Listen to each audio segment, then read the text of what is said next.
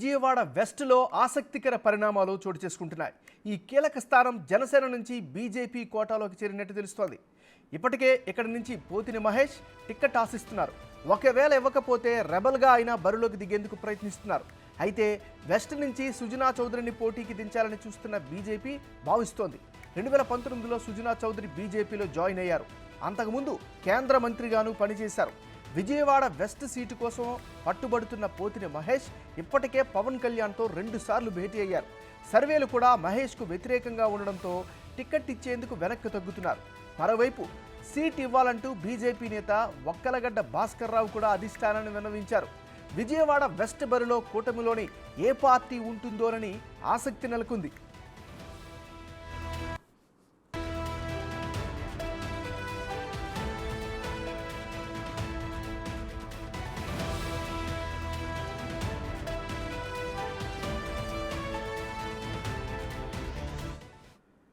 బులెటిన్లో మనం breaking news చూస్తున్నాం. విజయవాడ వెస్ట్లో ఆసక్తికర పరిణామాలు చోటు చేసుకుంటున్నాయి. ఈ కీలక స్థానం జనసేన నుంచి బీజేపీ కోటలోకి చేరినట్టు తెలుస్తోంది. ఇదే అంశానికి సంబంధించి మరింత సమాచారాన్ని మా ప్రతినిధి శివ లైవ్లో అందిస్తారు. శివ, చెప్పండి, విజయవాడలో ఏం జరుగుతోంది? నాగరాజు, మొత్తం మీద చూసుకుంటే విజయవాడ వెస్ట్ టికెట్పై ప్రస్తుతం టీడీపీ, జనసేన, బీజేపీ 3 పార్టీలకు సంబంధించిన నేతలు ఆందోళనలు, ఉద్రిక్తతలు చేస్తున్న పరిస్థితి.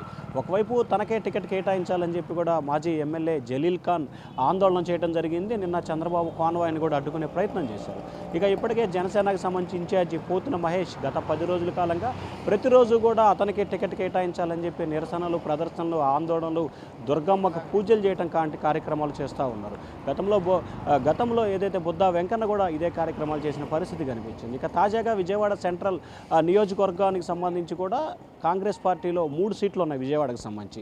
ఒకటి విజయవాడ కాంగ్రెస్ పార్టీకి సంబంధించి సెంట్రల్ని సిపిఎం, వెస్ట్ని సిపిఐకి, ఈస్ట్కి సంబంధించి కాంగ్రెస్ పోటీ చేయాలని భావిస్తున్నారు. ఇక్కడి నుంచి జలీల్ ఖాన్ కాంగ్రెస్ వైపు పయనించే అవకాశాలు కనిపిస్తూ ఉన్నాయి. సో ఈ నేపథ్యంలోనే ఇక ఏదైతే కూటమి అలాగే వైఎస్ఆర్సీపీకి సంబంధించి యాసిన్ని మైనార్టీ నేతని రంగంలో దింపారు. ఇక కూటమికి సంబంధించి కూడా మొదట టీడీపీ, ఆ తర్వాత జనసేన, తాజాగా బీజేపీ కోటాలో ఈ సీటు వెళ్ళిపోయిన పరిస్థితి కనిపిస్తూ ఉంది. నిన్న పి గన్నవరం నియోజకవర్గానికి సంబంధించి బీజేపీ ఆశించింది, దాన్ని జనసేన కేటాయించారు. దాని ప్రతిగా పి గన్నవరం బదులుగా విజయవాడ వెస్ట్ని బీజేపీ కోరుకొని కుండ మార్పిడిలాగా చేసుకున్న పరిస్థితి కనిపించింది. ఈ నేపథ్యంలో విజయవాడ పార్లమెంటు, ఏలూరు పార్లమెంటు స్థానాలు ఆశించిన ఎవరైతే మాజీ కేంద్ర మంత్రి ఉన్నారో సుజనా చౌదరి విజయవాడ వెస్ట్ టికెట్పై ఆశలు పెట్టుకున్నారు. ఇప్పటికే బీజేపీ పెద్దలతో ఆయన నిన్న మొన్న ఢిల్లీలో కూడా చెప్పినట్టు తెలుస్తాం. దానికి సంబంధించి బీజేపీ పెద్దలు కూడా సానుకూలంగా స్పందించినట్టు కూడా తెలుస్తూ ఉంది. మొదటి నుంచి ఇక్కడ మనం ప్రధానంగా ఒక అంశాన్ని గమనించాలి నాగరాజు. ఎక్కడైతే మైనార్టీ నేతలు వైఎస్ఆర్సీపీ నుంచి రంగంలో ఉంటారో ఆ స్థానాలు తాము పోటీ చేస్తామని చెప్పి భారతీయ జనతా పార్టీ మొదటి నుంచి చెప్తా ఉంది. దానిలో భాగంగానే ఇప్పుడు ఇక్కడ విజయవాడ వెస్ట్కి సంబంధించి మైనార్టీ నేత వైసీపీ నుంచి ఉన్నారు కాబట్టి ఖచ్చితంగా సుజనా చౌదరి ఇక్కడి నుంచి రంగంలో దిగాలని చెప్పి దాదాపుగా కార్యాచరణ సిద్ధం చేసుకున్నారు. దాదాపుగా బీజేపీ అధిష్టానం కూడా ఆయనకి అవకాశం కల్పించేందుకు సిద్ధమైనట్టు తెలుస్తూ ఉంది. ఇప్పటికే బీజేపీ నేత స్థానికంగా ఉన్న వక్కలగడ్డ భాస్కర్ రావు తనకి టికెట్ కేటాయించాలని చెప్పి ఆయన ఆత్మీయ సమావేశాలు కూడా పెట్టుకున్న పరిస్థితి కనిపిస్తూ ఉంది. సో ఇప్పటికే టీడీపీకి సంబంధించి టికెట్ రాదని చెప్పి తెలియపోవడంతో వారు వేరే పార్టీల వైపు చూస్తున్నారు. ఇక పోతిన మహేష్ జనసేనకు సంబంధించి బీజేపీకి టికెట్ కేటాయించడంతో ఆయన ఏం చేయాలో అర్థంగా కొంత అయోమయ పరిస్థితి నెలకొనుంది. ఇప్పటికే ఆయన పవన్ కళ్యాణ్తో 2 సార్లు భేటీ అయ్యారు. పవన్ కళ్యాణ్ టీడీపీ నిర్వహించిన సర్వేలో పోతిన మహేష్కి వ్యతిరేకంగా రావడంతో ఏం చేయాలో పాల్పొని పరిస్థితి అయితే అక్కడ కనిపించింది. ఈ నేపథ్యంలో సుజనా చౌదరి లాంటి అంటే విజయవాడ గడ్డపై ఏదైతే 3 నియోజకవర్గాలు ఉన్నాయో 3 నియోజకవర్గాల్ని చాలా ప్రతిష్టాత్మకంగా తెలుగుదేశం పార్టీ తీసుకుంది. సో దానిలో భాగంగానే ఎక్కడైతే కూటమికి స్థానాలు ఇస్తామో అది జనసేన కావచ్చు, బీజేపీ కావచ్చు, ఎంతమంది టికెట్లు డిమాండ్ చేస్తున్న నేపథ్యంలో కూటమి సిచ్యువేషన్ ఎలా హ్యాండిల్ చేసే అవకాశం ఉంది?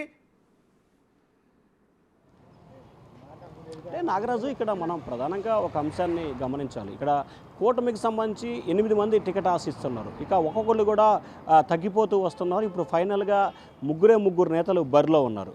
మొదట తెలుగుదేశం పార్టీ నుంచి 3 నేతలు ఉన్నారు. ఈ సీటు జనసేనకి వెళ్ళడంతో టీడీపీ నేతలు ఆటోమేటిక్గా బయటకు వచ్చేసిన పరిస్థితి కనిపించింది గేమ్ నుంచి. ఇక జనసేన, బీజేపీ మాత్రమే ఉంది. జనసేన నుంచి పోతిన మహేష్ ఉన్నారు.